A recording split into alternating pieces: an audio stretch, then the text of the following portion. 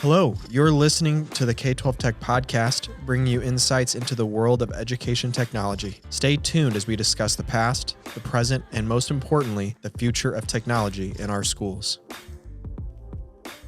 Well, thank you everybody for joining the K-12 Tech Podcast. I am excited today to have Hope Davis on, and I'm really excited to hear your story. Well, thank you. Thank you for having me. And thank you for taking the time to come into this space with me and allow me to share my story and where I've been and what I've been trying to do and where I'm going. Thank you. Yeah. And I do a preview call with everybody, and your story I think is going to be one that's really interesting. And I think you have a really good lens to what you're looking at education, what you're trying to solve, a big problem that you're trying to solve. So I like to start with the softball questions. Why don't you give me your favorite movie or book and why they're your favorite? Well, I can give them both. And real quick, my favorite book is Walden by Henry David Thoreau. I'm not quite as minimalist and as simplistic as I used to be, but that was always a goal of mine to be as minimalist as possible. But for me, the kernel for Thoreau has always been to go confidently into the direction of your dreams and live the life you've imagined. So that's kind of who I am and what I focus on in my day to day. And that's really important for me. The movie absolutely would be the Matrix series. The first one, and most importantly, we'll talk a little bit about my teaching experiences, but when I was teaching at the college level, introductory sociology, the Matrix was the core, the foundation of that course. You can talk about everything when it comes down to structure and the way the world works based on the Matrix, in my opinion. So the Matrix is always my favorite. I was just talking to a friend of mine, and he was talking about like the Matrix was like a one of a kind movie when it came out. Absolutely. A deep level of thinking and making you question about like society and certain constraints. It's an unbelievable movie. But yeah, all three are great. I think they get more and more complicated and like harder. Yeah, they do. Like going down different layers, kind of reminds me, I don't know if you've seen the movie Interstellar. That's one of my favorites. Mm-hmm. Like you get different levels of complexity and then it's like harder and harder to understand. Right. It kind of reminds me of that. Yeah. And that's purposeful, right? Because, I think the thing about the Matrix series is that, when it was done, it was, decades ago, but the people who produced it kind of understand that life was going to get more complex and that there were things that we're going to have to look at in different ways. And so, the first one was very simplistic in the sense of it, straightforward. But then as they go down the rabbit hole, as you say, there's more to be done and more to be seen and more to be thought about. And so, I just think they're timeless, really. They certainly are. I love that. And then another thing I like to ask people is, what do you do to recharge? What are the like extracurricular activities you like to do just to get your mind right and get your body right? Well, I'm always, it's very difficult for me because as an entrepreneur and as a business owner, for me, and particularly in the field that I'm in with education, I'm always thinking.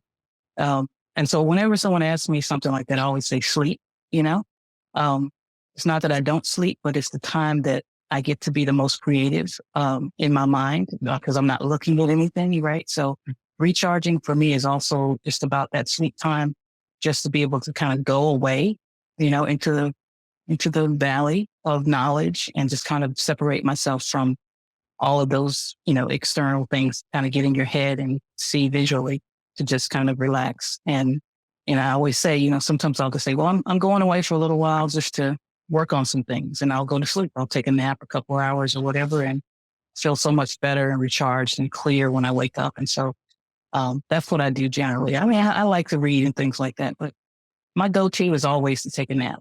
It's always about the sleep. Can't focus on anything besides that. Yeah, you're the first person ever to answer with that. And I love that. Are you pretty regimented? Like you like to go to bed at the same time every night and wake up at the same time? I try to go to bed every night at the same time. I know that I get up around the same time. And even though I consider myself a no alarm clock required person, because what I do when I say that, I mean, my life is to the point where what I do for a living is not something that, I like, I need to stay away from. I enjoy what I do. So I don't need an alarm clock to get me up and going, but I tend to wake up at the same time every morning, regardless of how I slept the night before or whether I went to bed at the same time or not. I'm always up at the same time. Yeah, that's awesome. So, getting into your story and what you're doing in education and technology, I think it's always important to know the beginnings, right? Yeah. The what brought you to where you are today, and as you like talk with like, and you see in psychology and stuff, so much of what is ingrained in you happens in the beginning part of your life, and I think that's Absolutely. important story. So, I'd love to hear your story and then your struggle in the standard education system, and then how you came out of that with the current, lens that you look at. Right. Well, hindsight is what they say, 2020. And sometimes I look back and I think that I was really directed in the direction that I was going in, purposefully. Um, but, I just had a rough life, childhood as far as stability. I mean, I was raised in North Carolina, where I'm at now, um, in the mountains, near Asheville. And we moved around a lot. I was one of those kids. I think I was at, I would say 16, 16, 17 different schools in my K through 12 experience. Um, Probably moved twice that much. So I never really established or got the chance to just kind of, have a normal school experience where I'm just like there What, and what was the stay reason? focused. What was the reason for the constant movement? Well, part of it was employment. Part of it was the fact, to be honest, that my mother had suffered with mental illness, and she was the breadwinner in our family. And so, when the scenario for her in her mind said it's time to go, we would just go. Sometimes in the middle of the night. Obviously, like I said, that would be something that would just kind of take complete ability for me to have any kind of stable life or Yeah. stable thoughts. Like I said, sometimes, I mean, I can just, my mother was bipolar. Um, Hmm. and so sometimes she would just wake up and she would be in a great sense of paranoia and she would just need to leave. And so we would just leave. Sometimes we would take what we had and sometimes we would leave what we had. And so there was a lot of starting over again. There was a lot of chaos. There was a lot of feelings of not trusting your own experience, your own thoughts, your own mind, because someone else is, kind of way out of the circle of sensibility, I guess you might say. And so that makes it a challenge for a child. And this wasn't just something that happened, when I was a teenager. This was a constant experience. And so my entire growth, my entire psychological building um, was flawed by that experience. And so uh, coming out of it, just going through a couple of different, you know, those stages where we go through, we say, elementary, middle school, junior high school kind of space, and high school. By the time I got to high school, um, I was pretty much very much a loner because I didn't get an opportunity to establish friendships. Right. Also, I was also, by the time I got to high school, I was not socially developed as well because you're just not establishing long term friendships. So I was a loner. I was the quiet one. I was the one that was pretty much isolated. And because you're going into new school environments a couple, 3 times a year, sometimes your teachers don't get to know you. Okay. And so when they don't get to know you, there's God bless teachers, but at the same time, they're not perfect. And so sometimes the more difficult students, whether they're someone like me or someone who's having outbursts in the classroom, it can be a situation where they just don't have the energy to figure out what's going on. And so I would just kind of move through kind of like a ghost in many ways in my school environment. So by the time I got to high school, um, I was done. Um, I would say that I consider myself to be academically or intellectually well developed as far as that, but socially underdeveloped. Um, and so by 10th grade, I had stopped going to class. I had stopped passing courses. I basically was on the verge of dropping out. And by the 11th grade, first semester of 11th grade, I was done. The only reason why I got to 11th grade is because I had passed just a couple of classes in 10th grade, but actually there was no reason for me to be in the 11th grade for that moment because I really had not earned that time. So that's when I dropped out of high school. And I don't know if I would consider it dropping out because it wasn't a process for me. It wasn't like, oh, I don't want to go to school anymore, so I'm going to literally drop out. It just seemed like the next time we moved, no one brought me back to school. Right. Interesting. So there was a lot of neglect, mental neglect, not necessarily, there was no physical abuse as far as, any of the major components that we typically think about, but it was just really just the relationship and the instability and just kind of not paying attention to what I needed. Yeah, I think hearing that story just sounds like there was zero continuity from an educational standpoint. And then, like you said, with the friendship standpoint, and I think that's taken for granted in so many ways. And, Right. I thought like I went to a different elementary school, then we moved different middle school and then a different high school. And then seeing even that little bit of effect in, you don't, your friendships can suffer in that way. I can't 16 times. Yes. It seems like you're already defeated before you even get there. Yeah. And you don't even know at that point, you don't even know what the norm is for most kids. It wasn't until I was, past that point as a young adult that I started to see that other students and other people just did not have the same experience that I had. Because for me, it was very normal. It was hard, but it was normal. And so you literally start to think that is who you are, and that it's your fault, or that if the teacher can't communicate with you or something like that, it's something that you're doing versus the circumstances and the situation you're in. So it just gets really, really complex in a growing mind, and it just makes it a lot harder. Was there any psychology for you in the sense of like, I like almost like you wouldn't even want to make friends because of the heartbreak that you knew would probably come? Yeah, I mean, I think that's fair. I think that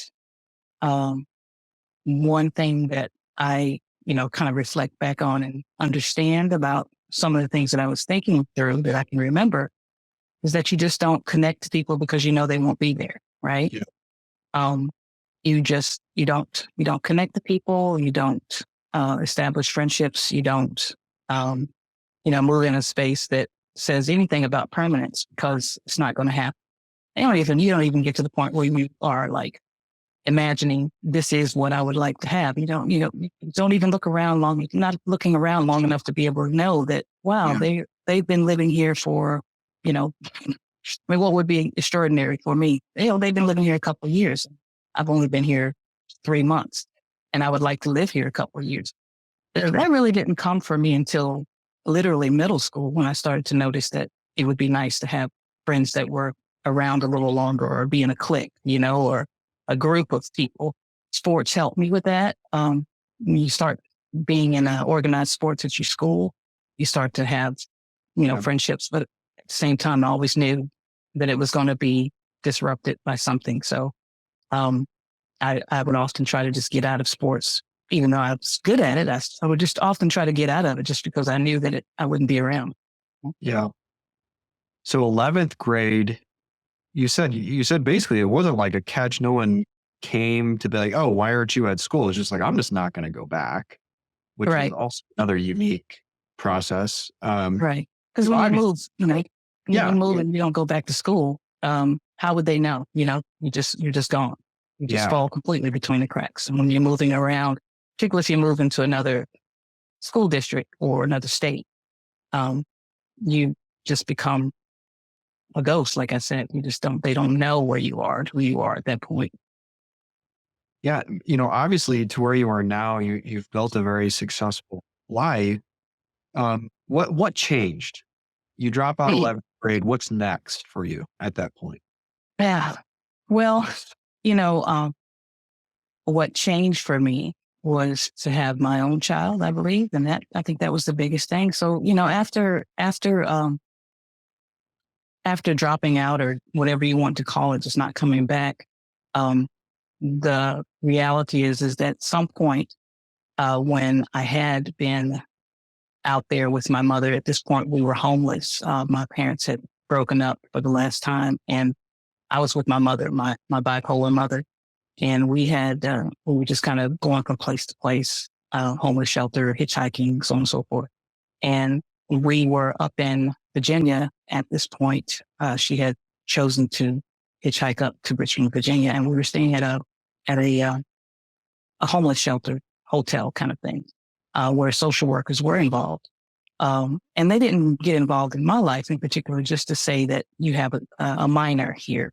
And so the choice was, because I was 17 at that point, the choice was go back to school, which is a new school in Virginia, a high school, which was a very difficult high school because the shelter, which would have been our address, was a pretty rough school. And of course, I didn't want to do that. I didn't want to start a new school and go to a school that was kind of rough. So the options were go back to school or go to foster care. The social workers would take me away from my mother. And the third choice was go into the military.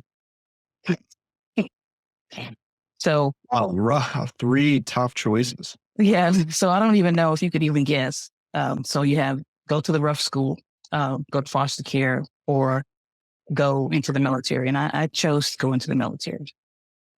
And so, the military is a structured place. And so what did I need? I needed structure. And so I go from there into the space of being in the military. And I went to one of the, I would say, softer military organizations. I went to Coast Guard. And so I always joke about that. I picked the nicest one. I know. Just so you know, I was in the Army for 12 years. Yes. Yeah, I probably would not have survived in the Army, but, because in general, I did not want to be there. This was a choice, you know what I'm saying? It's not like I said, oh, I want to go to the Army. I did not want to go into the military at all. But being in that experience in the military gave me a little structure, but it also gave me a little separation from my mother and some of her issues, to be quite frank. And in that time, I got married and I had my daughter. Got divorced pretty quickly after I had my daughter, but my daughter's influence certainly was the difference for me. And so when you have a child, I must say that I never thought of myself as anything other than a reflection of my mother until that point. Yeah. And then I suddenly had someone that was needing to have a reflection, right? Yeah. And the reflection that I wanted to be was more than what I was, right? And so that was the change. And so from that point on, I started a little bit late in my life. It's my early 20s going to college, first community college, because again, I'm a high school dropout, had a GED to get in the military, but had no real, I had no good credits to get GPA to get into a good school. So I started community college, worked my way from community college into university, and then eventually earned my bachelor's in sociology up in Ohio at Cleveland State University. And then I got a master's degree from Kent State University in criminal justice, and then came back home to North Carolina to start a PhD program in sociology here at North Carolina State. And I almost finished that, but that's a whole nother story as to why I didn't finish it, but it was the right decision. But all of that just kind of brought me into the educational place that it's kind of weird that I wound up in a place that I didn't have a lot of experience in. When I mean that, obviously not being in school, not being in the classroom, but here I am back into education. That is quite a journey. A long journey. Yeah. I think a lot of times the military, it is not looked at properly. Honestly, when a lot of people talk to me about my career, I go, I wouldn't do it again. Mm-hmm. I had to start from the beginning, but I'm really glad I did. And I think for anybody who isn't super clear on what they want to do next up in their life out of high school, Right. It's like military is a great place for that. You get structure, you learn about leadership. There's great benefits for college. I paid for all of my college. And then I got to learn a lot about corporate structure and accountability and I just think I think it's an underrated place for people to go when they just need that period of time to get structure in their life. Right. And just for you, and then just from that, and then I have 4 kids. You're right. Like if you're thinking about yourself, you have a kid, you're like, oh, now my life is about giving them a better opportunity than I had, Right. and how much that can change your life. And that's incredible that you were able to do all of that out of your circumstance. And I think that's such an important lesson for people, no matter your circumstance. Like you do have the ability to get yourself to a better place. It's unbelievable. Yeah. And I just felt like, I talk about it today and it's like, I'm proud of my journey, but I also tell people that, one of the things that I work so hard for in the field that I'm in right now is because I tell people all the time that, yes, I did make it through. And I'm fortunate in that way. It was so much harder because of the things that I had to go through. Yeah. I'm happy where I'm at, but I know that it was such a journey based upon the opportunities that I did not have, the foundations that I didn't have, the home structure that I didn't have, some of the educational resources that I didn't have, some of the assistance that I did not have as a student, or having someone to be able to see that I was struggling and respond to that. It just made it so much harder to get through. And I just don't want that to be the case for some other kids. And so I really work hard to kind of go full circle for me. And I think I've said it to you that, my healing is also a part of healing other people. So it's kind of easy for me to do what I do. And because I know that part of it is being able to kind of brush some of the edges off of what I've been through at the same time as I move through this space helping other people. Yeah. That's amazing. And getting into this next section too of how did that story amplify your passion specifically for teaching in high school and then early college students, that being your focus, unexpected those students facing the non-traditional challenges? Yeah. Well, I have to kind of go a little bit more divergent into what happened when I came back to North Carolina to go into my graduate program at North Carolina State, the PhD.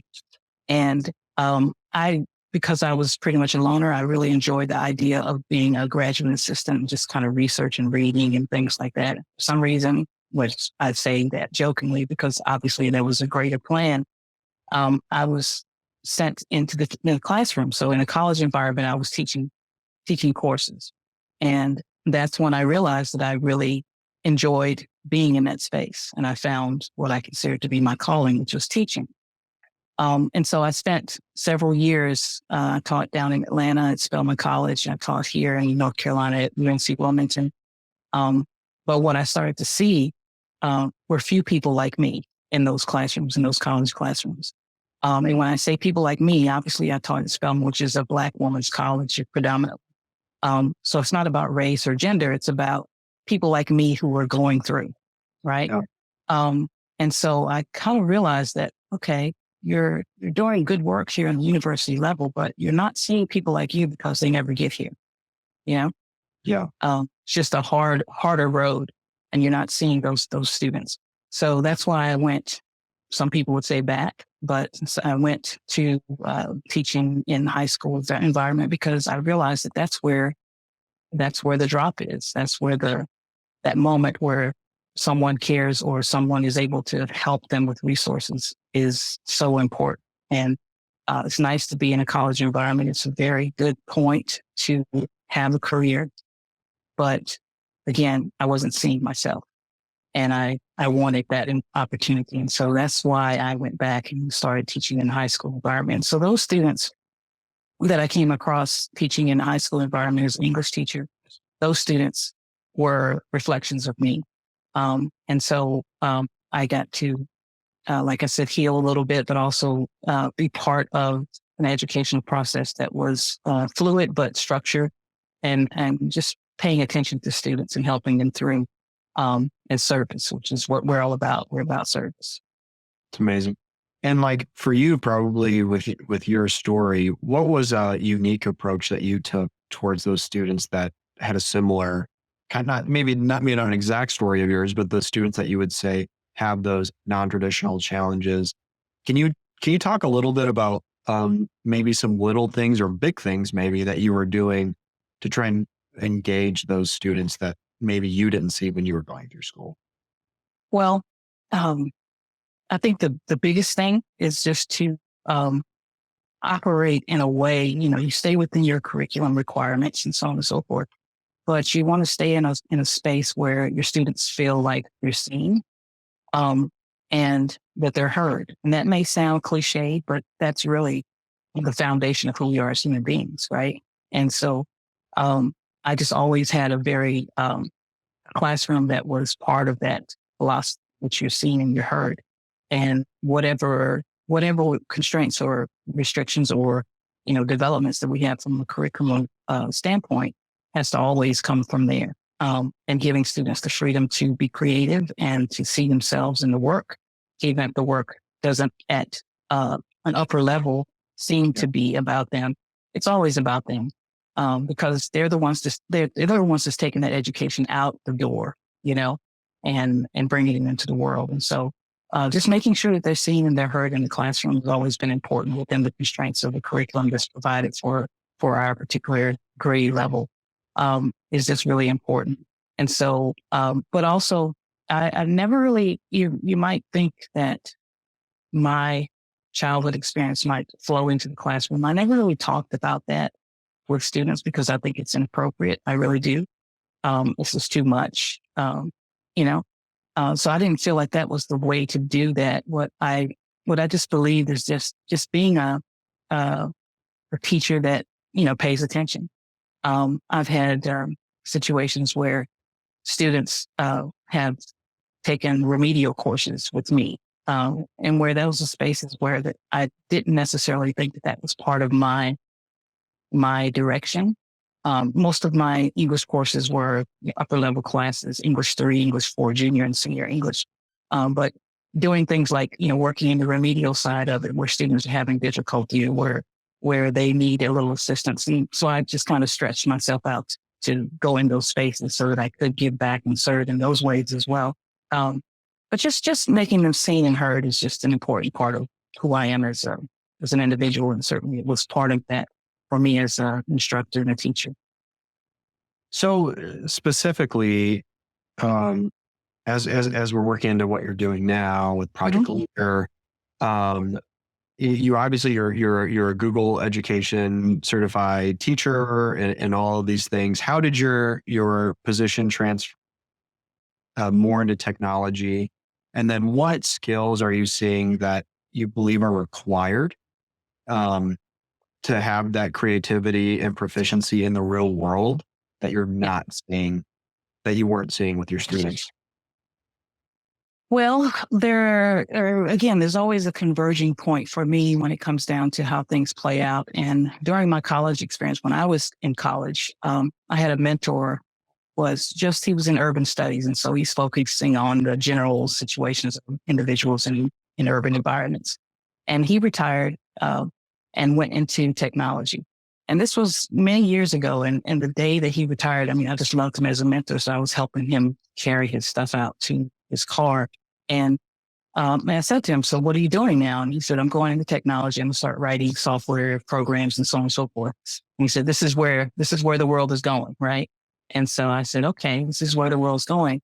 But, what about the people in the urban studies program that you were kind of leaving behind?" And he said, "Well, if you want to make a difference in this world, you're going to have to focus on technology. And if you're not, you're going to be left behind." And so that always stuck with me. And so that part of that came into that part of me as an instructor and as a teacher in the classroom, just understanding that technology is not just Snapchat back in the day, not just TikTok today. It is more about how you control your own creative narrative. So my professor, he initially just basically told me that in order to not be left behind, you're going to have to focus on technology because that is the future. And so for me, using technology in the classroom has always been part of that focus. And so I don't believe that technology is just about Snapchat back in the day or TikTok now.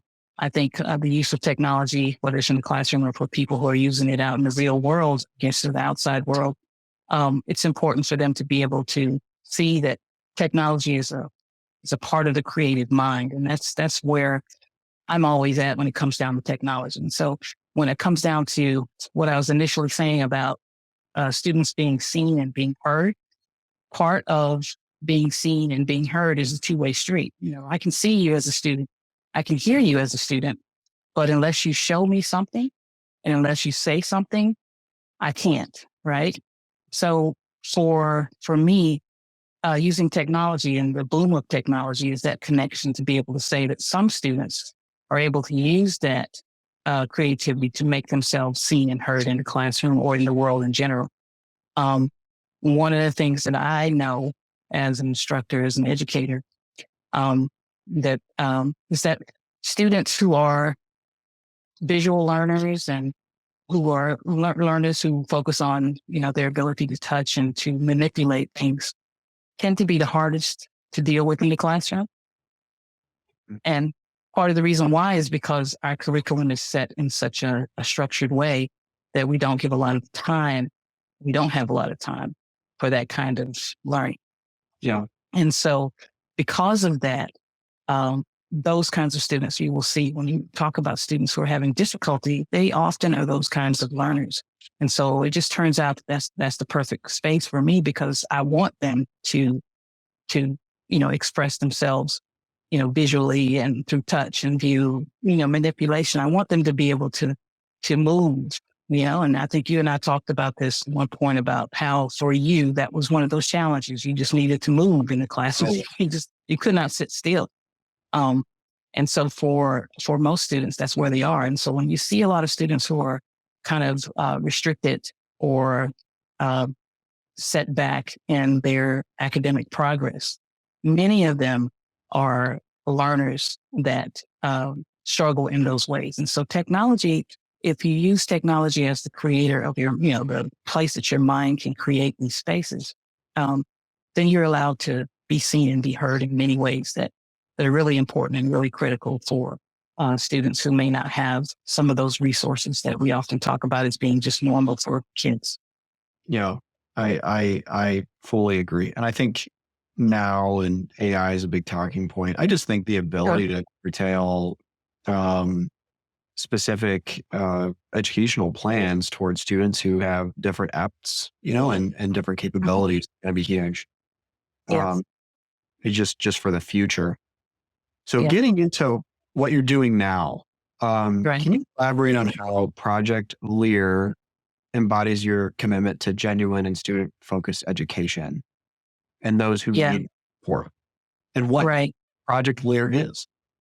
Yeah. Project LEAR grew from a lot of my own experiences in the classroom, but it focused on the parts of LEAR: location, engage, activate, and retain. So Project LEAR is about having those students where we find those students. That's the first part, the locate part, where we find them where they are, whether there's a person, situation where they're moving a lot or they're in the district or they're out of the district and trying to get back into a school system that they are comfortable with, which could be the one that they just left, right? Their friendships and their spaces that they're comfortable with.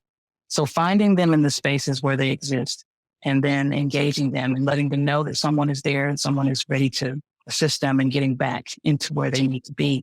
And so the activation part is simply just making sure that they understand that engagement. They understand that they're connected to something greater than themselves, sometimes greater than their family structures. They have an opportunity to, imagine and create the life that they imagine. And then retaining. And so if the retaining part is for them to be in the school system and the school district they're in, then that's what we want to focus on. If the retaining part is just giving them the focus to maybe go to a community college after a GED program and to get involved in a CNA program or some kind of other technology program, we want to do that. And so we utilize that as our foundation. So that certainly comes from where I come from, which is to say that the idea of no student left behind is so much more powerful for my mind to think about that these students are just left behind, but not because of grades. They're left behind because of their home life and their structure that connects the school system. And so locating students has always been a part of that for me. And Project LEAR begins with the location. So finding the students that people will say, I don't know where they are. They slipped through the cracks. They moved, but they didn't give us a forwarding address. Those kinds of students. And certainly if you go back to my experience when we moved, no one asked where she was, right? It's just, I'm gone. And so that's why it's the first part of it, that locating. And we use technology for that. We use, mapping, and use, some of the technology resources that we have when it comes down to phone services and things like that. And so we do our best to find them. But the bigger part, once we find them, is to get their families and the children, if there's something that we can do to understand that there's more for them than just what they're currently living in.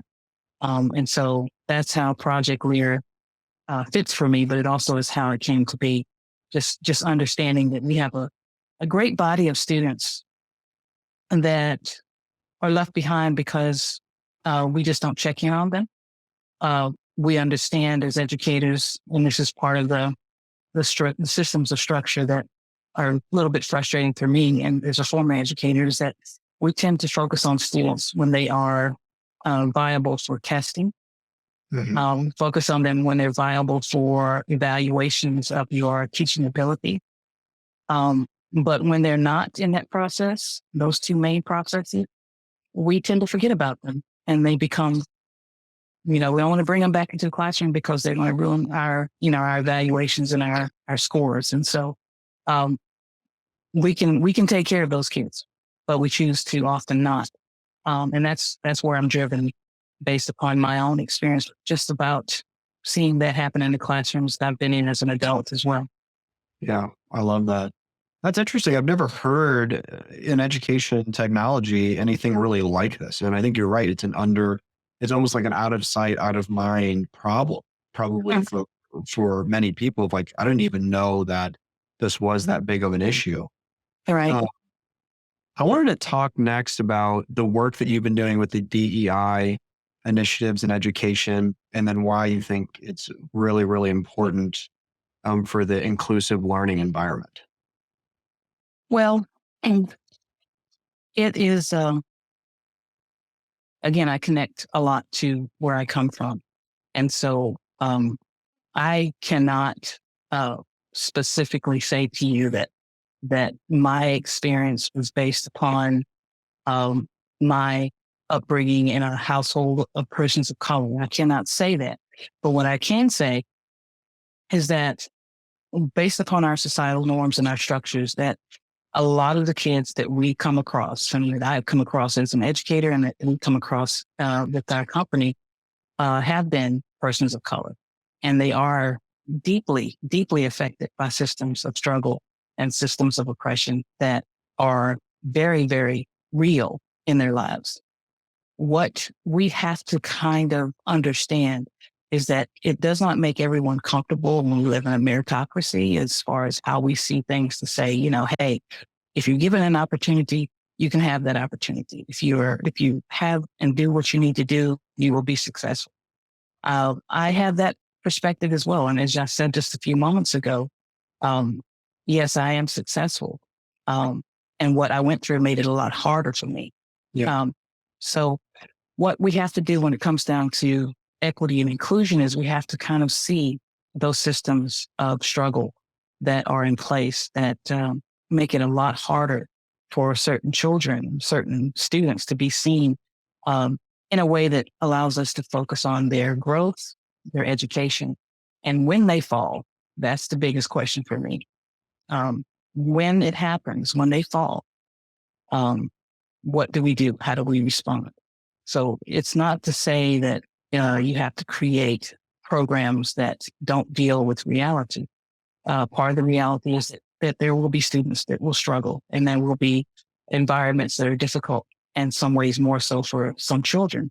And so when that happens, how do we respond to it? We have to have the same kinds of systems in place to assist those students as well. And I think DEI is one of those places. And again, it makes some people uncomfortable, but I'm certainly not uncomfortable with the idea because I see it every day. Um, the proof is in the pudding. It is needed deeply in our society. So I want to continue to work with it. Yeah. One question I had, because you talked about, you were living in the mountains of North Carolina. North Carolina, and then you were in, Mhm. Virginia, and you kind of had both of those worlds. Do you see any Right. similarities between urban environments and a connectivity, and then the deep mountain areas or more rural areas, and them not being like equally represented in education? And what I mean by that is like them being an unrepresented group, or them struggling more. I don't know if you saw any Yeah. similarity. I think the similarities are there. I don't think that there's for urban environments and rural environments. I think that um, we still have some of the same problems and challenges. They may look just slightly differently, but I think they're still the same. And I think we can generalize certain things about poverty and about homelessness, about food insecurity, and things like that that are just across board. Yeah. Um, they're just in another environment, but I think the challenges are still there. I think that's really interesting. Um, Kind of the last thing I wanted to dig into Uh-huh. is what you're trying to do, I think, is something very new, especially incorporating technology and scaling that. Looking forward, what are your aspirations for developing the human-centered software that you're working on? Yeah. Uh, and where do you think it's going to be? I know, because we develop software extremely hard, and Mhm. um, kind of what's your dream with that, and where do you see it kind of going and then continuing? Well, here's what frightens me about our our society right now when it comes down to technology. I think that we are moving away from human centric software. I think we are focusing on the algorithm now. And the algorithm just, when we are in our team meetings, we have conversations about process. When we talk about Project LEAR and how that process goes from LEA to R, and how we engage our team with district teams. And we talk about how oftentimes the disconnect is what one of our team members said, that people are getting stuck in the process, right? And so we had a conversation about what that really looked like and what that meant. So when you're getting stuck in the process is you take away your humanity, you take away your thought process, and you basically say, I have this job and that's it. Right. And so when you come to me and I do this, then I'm done. Right. And so getting stuck in the process may be seven or eight different steps. But if your step is number one or number three, and you're stuck in the process and you say, I've done what I need to do, then you don't connect to number two or number four. You just do what you do. Um, and I believe algorithms are teaching us to do that more so than not in our society right now. They're basically saying, if you put these components in this part and you put this component in this part, then this is what you're going to do. That takes away our creativity and our thought process. And so for me, developing human-centered software is really about the totality of the holistic piece of looking at a student and looking at what they need, but more importantly, not just what they need, but what you're able to give and how you document that, how you think it through. So if you look at an algorithm and the algorithm says this student is more likely to be absent today. Okay, great. Now pause, because what does that do? Nothing. Yeah. That student is more likely to be absent today. It means nothing when it comes down to that child's life, that child's experience in the next quarter or the next semester. It just says he's likely to be absent. And if he's not absent, what do you do? Good job. Good job, Johnny. You're not absent today. If he is absent, well, that's what we expected. You Yeah. take away all of the humanity and the thought process that happens when you think, well, why is John not here today? And if he's not here today and he comes back next week, great. How can we keep him here? Right. And so when I design software that focuses on how we keep track, and that is what the software that I have developed is called Tracks. when I talk about the software and say, how do we keep track of students, which is the thing that I focus on in my life and my career, is not letting students fall through the cracks. Yeah. When we think about how do we document and how do we keep track of students, you can't be algorithm based. You have to be human centric, because you have to put yourself in a holistic process instead of saying, my job is just to note that Johnny did not come to school today. My job is more than that. My job is to address what's going on in his life. My job is to address what happens next week, and more so. And so if we focus on algorithms, we're going to be lost. AI can never be the thing that replaces our creativity and our process. Yeah. We can utilize it, but I've never seen or thought about a computer program or a software piece as being out of my control. It's always been a way to kind of blank page my brain and build upon what I'm trying to accomplish, you know? And so we have to stay grounded, can utilize these tools. We have to stay grounded in our humanity and continue to develop programs that help us stay that way, and to stay connected to the people that are really, really reaching out and they're trying to get help from us, and we just need to stay connected. Yeah. I love that. Hope, thank you so much for being on the K-12 Tech podcast. I loved your story and your passion for not really trying to fill in these cracks so these students don't fall through them. Yeah. And your commitment to that. And I'm so excited to see what the next couple of years hold as this becomes more and more popular, hopefully in our schools. And it's kind of the lifelong, generational long effect it could have. Yes. Just like your life, the generational effect it can have. And just thank you so much for sharing your story. I appreciate it. I appreciate taking the time. And I just want to say that, the next couple of years are very critical for our education process because of our technology, because of AI, and because of the things that we're thinking of. And if anyone in the sound of my voice hears a plea, it would be to keep it human centric in the midst of the technology innovation. And that's true innovation, when human beings have something to say and do about where technology takes us. Yeah. Awesome. Yeah. Thanks so much. Appreciate it. Thank you. I appreciate it. Thank you.